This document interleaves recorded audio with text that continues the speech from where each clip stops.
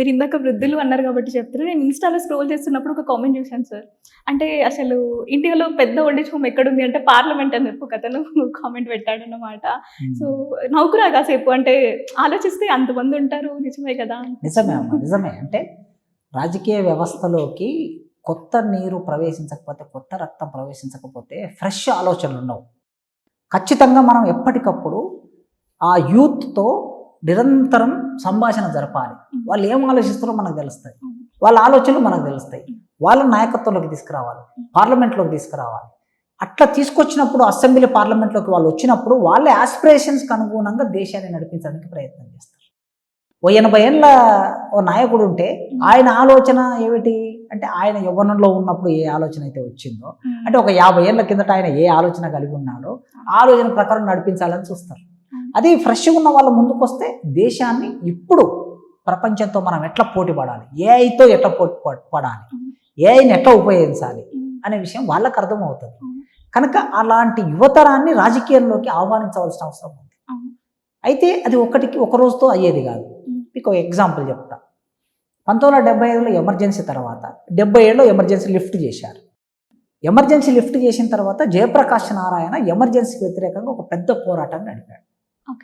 ఈ పెద్ద పోరాటం నడిపినప్పుడు జయప్రకాష్ నారాయణ పెద్దవాడే ఆనాటికి వయసులో, కానీ ఆయన వెనుక ఉన్నటువంటి వాజ్పేయి, అద్వానీ, వెంకయ్య నాయుడు, తర్వాత లాలూ ప్రసాద్ యాదవ్, ములాయం సింగ్ యాదవ్, నితీష్ కుమార్, వీళ్ళందరూ యూత్.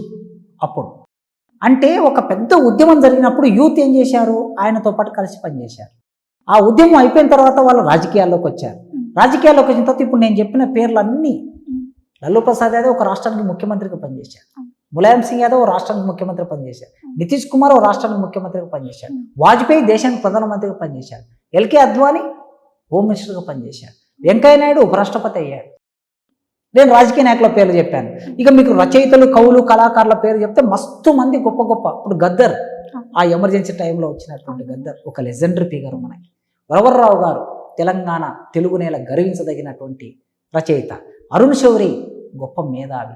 జైపాల్ రెడ్డి గారు ఈ ఉస్మాన్ ఇన్స్టిట్యూట్లో చదువుకున్నారు. జైపాల్ రెడ్డి ఇప్పుడు రేవంత్ రెడ్డి గారి వాళ్ళ మామ జైపాల్ రెడ్డి గారు కాంగ్రెస్లో.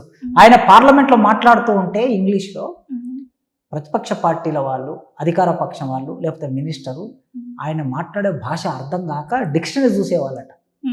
ఒక పదం, ఈ పదం దీని అర్థం ఏమిటని డిక్షనరీ చూసుకునేవాళ్ళట. అంత గొప్ప మేధావులు ఎక్కడి నుంచి వచ్చారు? ఉద్యమంలో నుంచి వచ్చారు, ఎమర్జెన్సీ వ్యతిరేక ఉద్యమం. కనుక ఎప్పుడు కూడా ఈ పోరాటంలో భాగంగా కొత్త తరం వచ్చింది మనకి.